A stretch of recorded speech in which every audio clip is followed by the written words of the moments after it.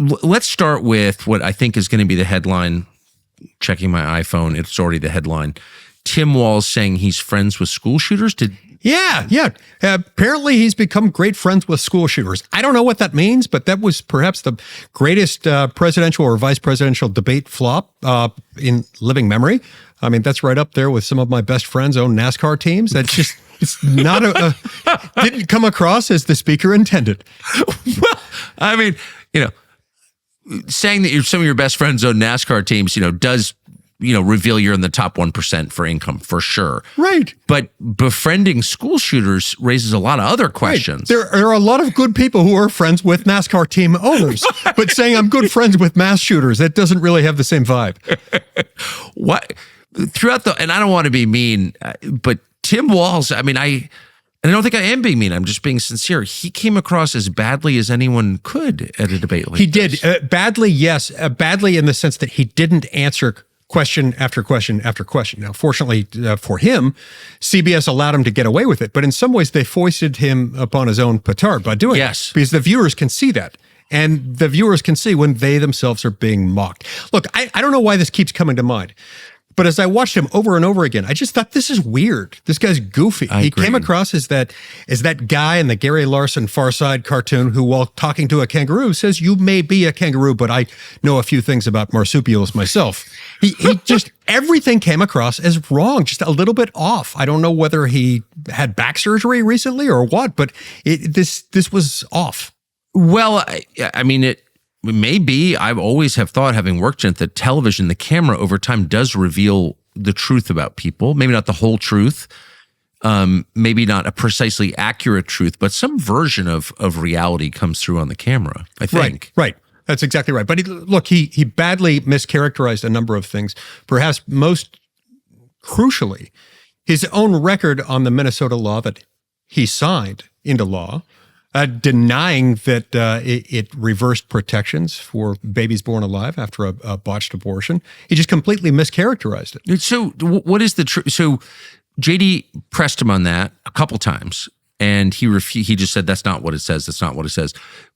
Explain it as you understand it. Look, under Minnesota law, before Tim Walz changed it with legislation he signed into law as governor, it provided protections, certain standards of medical care that had to be given to a baby born alive following a botched abortion. And Tim Walz signed another bill into law saying that's no longer the law, just removing those protections altogether. And it replaced them with something. What Walz was relying on there was language providing some level of care. I think they actually used the word care almost unmodified.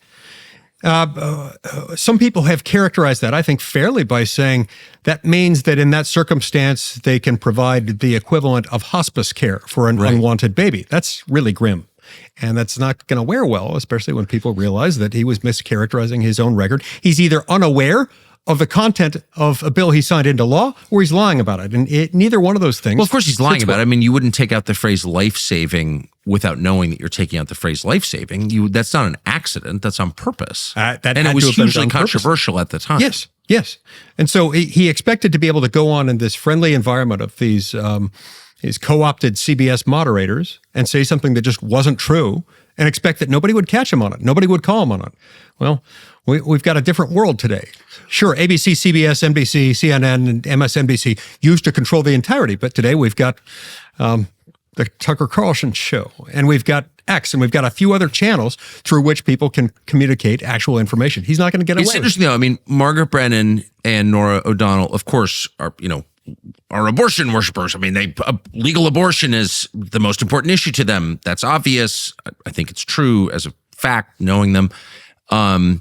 And so Walz could not have had a more sympathetic, moderator for that section of the debate. But even there, he seemed uncomfortable. I mean, that's like the winning issue for them, he thinks. Yes, even there, he seemed uncomfortable. And even there, he was saying things that I would think would make the abortion rights advocates cringe. He was making it sound there toward the end of his answer as if he's pro-life, as if he's not pro-abortion. That seems to be rather the opposite of his message and that of his running mate. Right. And so that's why a lot of this is going to end with a thud. Like I say, it's consistent with the overall vibe of his debate performance tonight, which is just a lot of weird stuff. Weird stuff where he didn't answer the question and where the answer he provided had something terribly wrong with it. I can't think of another reason that they would have picked him other than the Kamala Harris people are thinking, they think in terms of race. Like, that's how they think about everything. I mean, that's why she was chosen. That's why Jackson made the Supreme Court. We know that because Biden said so out loud repeatedly. And I got to think that they felt compelled to pick an older white guy because he was an older white guy. I don't really see it. And he said that even. Well, and at the time he was chosen, remember, it came down to a sort of a horse race between Governor Walz and Governor Shapiro. Right. And the well-worn understanding, the well-circulated rumor around Washington was they chose Walz because he's not Jewish. Right. That Josh Shapiro was too Jewish. Now, I was relieved when they didn't choose Josh Shapiro. Me too. That would have made it much harder for Republicans to win. Josh Shapiro was smart. Yeah. Very, very smart. It would have made it a lot easier for Democrats to win Pennsylvania for the presidential race and for the Senate race there. So I was relieved when they didn't. But it was also weird because it was pretty apparent.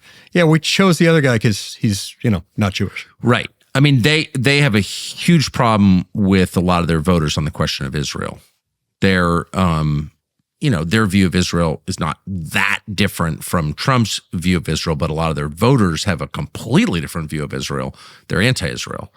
So, and the current administration, of which this would be the successor in interest, right, is itself dancing a very, very delicate dance with regard to Israel. On the one hand, they want to be seen as pro-Israel. On the other hand, they're constantly telling Israel, cease fire. Somebody attacks them. Oh, cease fire. You got to stop defending yourself. Right. That's very, very strange. And you're right. They're doing this as a reaction to a radical element within their own base that is increasingly not only anti-Israel or Israel skeptical, but anti-Semitic. Well, I'm glad they didn't choose Shapiro. I think he's much more capable than Walz, and I think he's probably a much worse person even than Walz. That's my personal view. But he's certainly a skillful politician. I mean, skillful politician. And yeah, look, I don't know either one of them personally, so I can't speak to any of those things. But what I do know is that the guy they had on the stage tonight surely would have been outperformed dramatically by Josh Shapiro. This guy was not ready for prime time, and it showed. I was really surprised that nobody brought up this, the salient fact of Tim Walz's career, which is that he presided over the destruction of a state in its biggest city, Minneapolis, on Memorial Day 2020. And that his wife enjoyed it. She said she enjoyed it. She opened the windows of their home so she could smell the burning rubber. Opened the windows of her home so that they could marinate in the smell of burning rubber from overturned police cars and the lawlessness that was going on. She apparently loved this. Now, this is something you sometimes associate with leftists. Marxists like the idea of people who consider themselves oppressed, throwing off the established order of things and bringing about chaos and violence, but rarely do they actually say it in those terms. No, this is this is like Winnie Mandela and necklacing. I love the smell of burning rubber as our opponents are murdered in the street. How could that not come up? He's the governor of Minnesota, and this destroyed his state. Come up? Thanks for watching our YouTube channel. We hope you'll subscribe to it. And by the way, you can hit the little bell on there and get notifications every time we produce a video. We hope you'll do that also.